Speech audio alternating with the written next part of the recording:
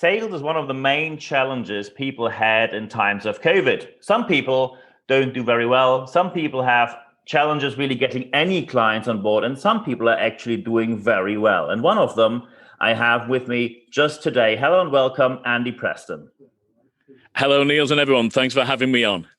Thank you very much for taking the time. I remember when we met because I saw you speak in Singapore, where we were both at the same conference speaking. And my question, of course, now is when we talk about sales, the first question I ask any sales guy, what is your track record on sales? Because we all know these guys who say, oh, I worked for the market leader in a large corporation, so I do sales. And let's face it, that is more admin plus a bit of proposals than proper sales. So what is your sales story? How did you start to work in sales? So I kind of came into sales by accident, Niels, in that I was originally a professional buyer and I used to beat up salespeople for a living, sat on the other side of the table and realizing what most salespeople do wrong in terms of switching me off to getting on with them and then certainly buying from them. And then I would see all my sales guys, while I'm sat on a basic wage in my company, they've got the latest car, they've got mobile phones, which was novel back then to get it paid for by the company. Mm-hmm. They kind of get to drive around all day and talk to people that earn twice or three times as much as me. And I thought, well, that looks pretty easy. Anyone could do that. Most of them are hopeless. Let's have a go. So naively, I chose to take my first job in sales.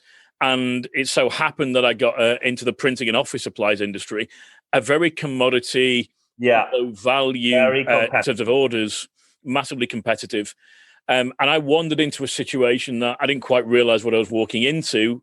But in hindsight was a fantastic situation to have the experience of, in that I was selling against 150 direct competitors in Manchester city centre where I'm from, selling exactly the same products from the same catalogue, same service, same quality, same value, exactly the same thing. Wait, 150 competitors countrywide or just in the area? That would go after the Manchester city centre business. Wow. Yes, where my own patch was, yeah. Okay. So how do you win in that situation? Well, my biggest challenge was that not only were we really selling out of the same catalogues with a different company name and phone number on the front, was that because I worked for a franchise organisation, we had to pay 15% royalties on all our gross sales to head office. Therefore, I had to charge 15% more than everyone else. So the immediate challenge was I would walk around all day and just get price objection after price objection and price objection. And as I find with a lot of salespeople now, they think it's all about price. And the company just needs to cut the prices so it's easy for them to sell. Whereas I thought, well, hang on a minute, I can't beat these guys on quality and service value. I certainly can't beat them on price. What can I beat them on? I can beat them on my work ethic being stronger. I can beat them on my motivation being better. I can beat them on my activity levels. I can beat them on my sales persuasion influence. Because if I can persuade somebody to want to work with me and that working with me and my organization is worth a premium, I found they would pay it, even though logically there was absolutely no reason to. Yeah. If they felt that working with emotionally, if they felt that working with me was valuable enough, they would pay that premium. And that was a massive lesson for me around differentiation and how to position what I did and find the people that were willing to pay for what they perceived was a premium service. Even though there's no logical difference, how I looked after them kind of came into it a little bit. And that's really what created what I now call my standout selling system. I then went from being pretty hopeless to the top salesperson in my office, then the area, then the country, and for my industry.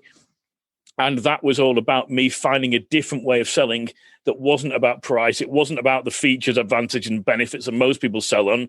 It was actually about a whole holistic, intangible that I just needed you to pay a premium. And if you weren't prepared to do that, I needed to leave you alone and find the people who were. Massive sales lesson that has brought me massive value and my clients for the last 16 years as well in the system that I now train. So when you hear people maybe saying, and probably you heard that in the recent past, people say, oh, times of COVID-19, it's even more competitive. It's only about the price. You would say that's plain wrong. Absolutely not. I often go as far to saying it is never, ever solely about price, ever in any situation, ever it's never solely about price. There's always other stuff going on. Guaranteed, having been a professional buyer, having been a salesperson for many years and a trainer around the world to 130,000 people face-to-face in 42 countries since 2004, it is never solely about price. We think it is. We get told it is. It's in the buyer or decision maker's interest to focus on the price, of course, because they want to commoditize our offering and drive us down. It is never solely about price. So how do you, let's say when you do training, coaching, consultancy on sales, and you meet a sales force, and you know when there are a couple of people who say it's only about the price, easily, especially the newbies who get on board, think it's all about the price because that's what they tell them. So you go down the spiral of price battle, and we all know when you do the price battle, it's just a matter of time until you go out of business because there's always someone who can just import it from somewhere and be way cheaper than you. When you're in Central Europe, you won't win on price. No chance. The main question now is because many people here might be in a leadership position or are in a leadership position and think, what can I do to get people away from thinking it is only about the price? That requires a belief change, Niels, across the entire sales team. And what you need to get on board first is almost the leaders of that team. They might not be leaders in terms of position. They may be leaders in terms of seniority. They may be leaders in terms of loudest voice, but you need to get them on side that it's not just about price. The longer somebody's been in sales in a competitive market, the more that it's become price focused because there will be more of a focus on price in tough times like COVID. Again, it's still not solely about price. There's plenty of stuff we can do, and we definitely need to be selling differently. But we've got to realize it's not about price because if you gave the cheapest price, but you didn't deliver the products or services when they were needed, price becomes less important. So therefore, it's about thinking about the impact of if we didn't hit this deadline, if this wasn't met, then suddenly people are willing to pay more. They'll pay a premium for somebody that does what they need. There's always other stuff at play, as I mentioned. Great. So when you talk about your standout sales system, what is that about? So this is about how in a commoditized market where it's difficult to stand out based on your product. So you haven't got a market leading product that's 10 times as good as everyone else. It isn't better, faster, quicker, whatever. You haven't got an amazing service that blows your competitor into the dust, or you might think you have, but clients don't really see there's much difference. The real difference in terms of standout selling, as I say, when the market is ultra competitive and there's little or no difference in the products and services, the difference has to be in the individual. You, as the individual salesperson, have to be the difference, and you have to stand out. Otherwise, people will always buy on commodity, and they will buy on price if you fail to stand out and differentiate. Yeah. So would you say when you are in a commoditized market, there is always, and I really mean always, a way to sell more at a more expensive level than your competitors, although it is completely commoditized? Always. Absolutely. Wow, that is okay. So let's say I trade office paper, office supplies. And I have my own company. I know, well, I buy with a certain brand, so I give you that. When people say I sell something which you basically get around the corner, so that of course is something which they perceive. That is something which they make feel, let's say, competitive or just one on the market, not someone special. How would you say should they approach the clients? Because they can't say we do X, Y, Z, we're the only one, because the client knows you're not the only one. So how can people do that? So you've really got to do one or two things to go back to simplistic terms, Niels. You've either, because whilst you can always be able to sell at higher prices, you might not be able to sell to every single prospect at every single moment on that. So you've got to be a little bit more careful about who you approach, even in office supplies environment where everybody is potentially customer because everyone buys some sort of office supplies from somewhere.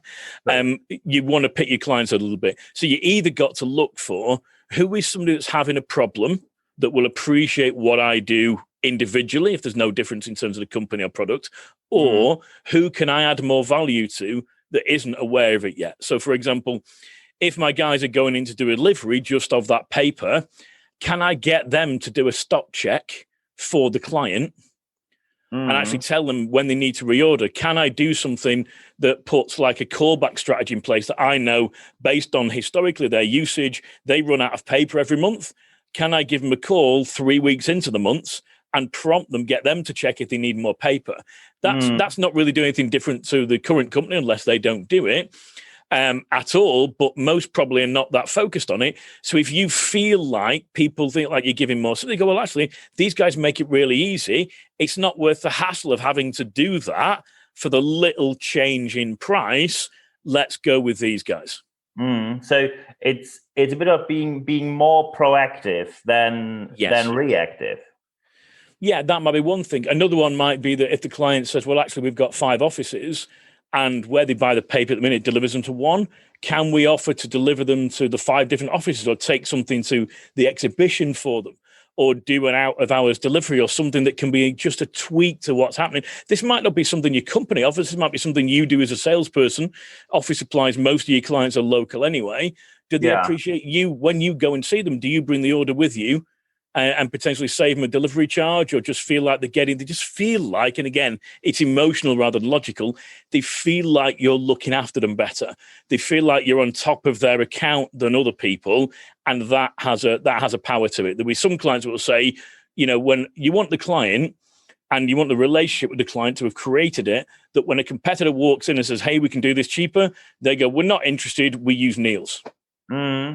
Excellent. That's what you're after. Excellent. Very good. You also just talked about to pick the right clients. And of course, people like to say, okay, I like to talk to the right people, not to the wrong people. So are you saying that it's not worth to talk to certain clients because they won't buy anyway? And of course, the second question coming with that is, how do I spot the right and the wrong ones? Great. That's a 2-part question, Neil, but both great questions. The first part about choosing the right client is sales in the old days used to be, I can sell to everybody. Everybody needs copy of paper. Yeah. Everybody needs pens. I can sell to everybody. And yes, of course we can. And everybody is a potential customer. But actually, who are the best customers? Who are the customers going to appreciate what you do, value what you do, give you work forever, not complain on price, recommend and refer you at those premium rates, and that you enjoy working with? And that was a real different attitude for me in that industry, which is why I think I did so well. In that it's sales now is more about qualifying out as much as you are qualifying in. So when you're looking at a prospect, whether you're approaching them or it's an inquiry that's come to you, actually, I'd have a series of criteria that I want to assess them against to see whether A, I want to do business with them, and certainly B, whether I want to do business with them now. I might get more respect for them by saying to them, actually, this particular, what you're talking about here, this project, it's probably not the right fit for us to work together on based on this criteria. But I'll happily have a call about the next one you're talking about in March. By turning away this one, you might well win the bigger one coming up in future, depending on how you position, how you do that, of course. But I think there's a set of criteria that I would assess inquiries and prospects against. And it might not be that I won't talk to them, Neil.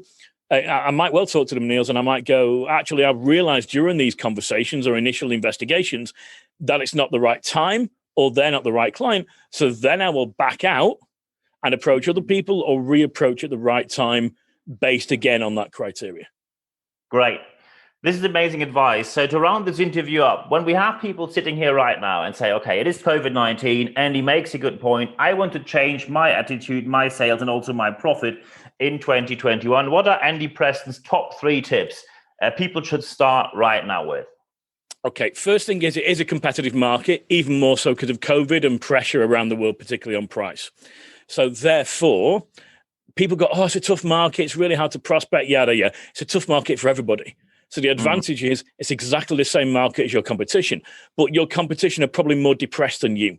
They're probably doing less sales activity than you. They're probably less motivated than you. So if you can start the process with that and go out there and go after the business, you'll do better than the competition, and you'll do better than what you do otherwise. You have to work a bit harder to get the business here, but there's still good work out there, and you can score major points over your competition because this market will depress them. So that will be the first thing.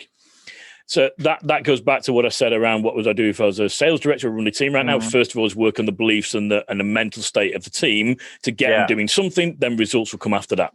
The second point I would make is this market will expose your sales skills, both yours personally and those of your team. So if you've sat in account management style role that hasn't had to do much new business, you've got business as a company by not really having to try really hard, this market will find you out. If you've got a little bit complacent and lazy salesperson, not done enough new business, not caught up to date with what I'm now calling virtual and remote selling skills, this market will find you out. You've got a kind of a clash of two things here that's really important. One of which is a very tough market for the next 2 years. And the other one is kind of a call to action of people's sales skills. Most salespeople are not trained and experienced for the market we have now. They are trained and experienced in a market that no longer exists. Yeah. If you do not upskill yourself for this market for the next 2 years, you're going to have a horrible time. Absolutely. So this is great advice. Of course, I'm going to put your contact data into the show notes of this podcast so people can get in touch with you directly with any kind of questions or additional aspects they want to talk with you about, or what I highly recommend to book you as a speaker, because I remember that I saw you in Singapore. Let's face it, when we fly to Singapore, we are guests there. That's a tough audience, and you did brilliantly well, mate. Very well done. Thank you, my friend. So at the end of this interview, there's only one thing for me left to say. Andy, thank you very much for your time. Cheers, Niels. Thank you, everyone, and keep standout selling.